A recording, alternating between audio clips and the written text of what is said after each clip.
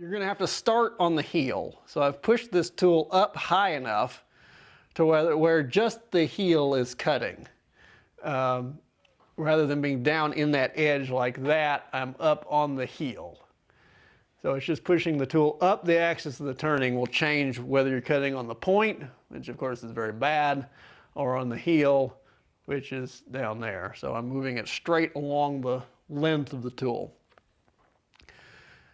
You don't get quite as clean a cut on that heel, and so we'll move by swinging it around down into that edge once I've started the cut. But we need to start on the heel because we don't have anything behind the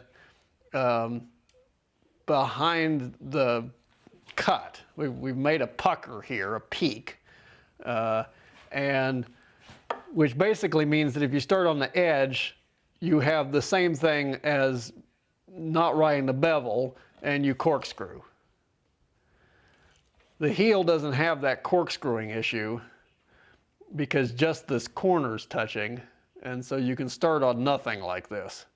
So you start on the heel and then slide into the edge. And sliding is just pivoting off this point, changing the angle of the tool rest to the blade there. So you can kind of find those spots with the lathe off. So I want to be here and then I want to be there. And then with that knowledge ingrained in your body, you can do it in real life. Start on the heel and then slide into the cut. Now, this is just like the planing cut, except I need to scoop with my wrist. So I'm rolling up out of that cut as I go along, down to the bottom of that curve.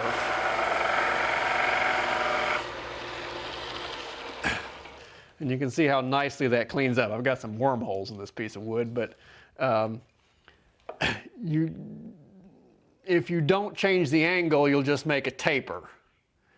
So you need to, not the angle, but if you don't change the rotation of the tool, so twisting your wrist, you'll just make a taper, which we need down here, so I'll show you that in a minute. You just, right now, I'll just come into that cut on the heel again, because there's no wood back here. I've got a concave cut going away from me, so I need to start on that heel, then come into the cut, and then I can just hang on. I don't need to change anything to go down to that taper. It's exactly like making a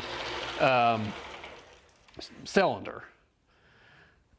Curves, on the other hand, aren't like that. You have to change this scoop as if you were coming out of the cut, but there's wood there, so you stay in the cut, but you scoop with your wrist to make that cut. So then I'll go back the other way.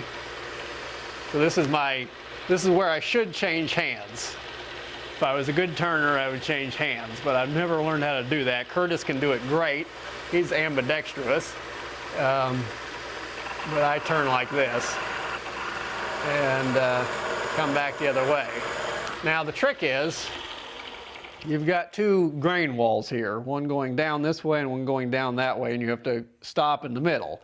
So you can see I rolled up out of the cut there, and now I'm going to come down from this side and roll up out of the cut to meet it.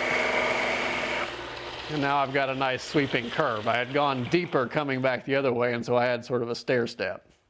And so I'll keep doing that. Same process for these other three cuts.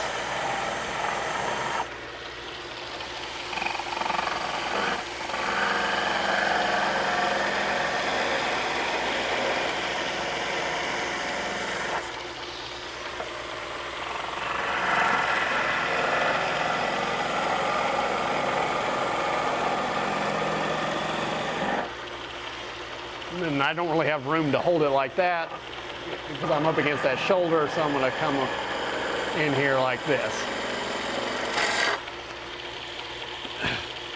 So now we've got it all cleaned up, looks great. You could do that, go back in there as many times as you needed to make a shape that you like. Of course, it gets smaller and smaller as you do so, so you may eventually end up with no leg at all. But The Skew Chisel has much less issue with vibration because of the bevel that it's riding on is at 17 degrees, which means it's much higher up on the turning.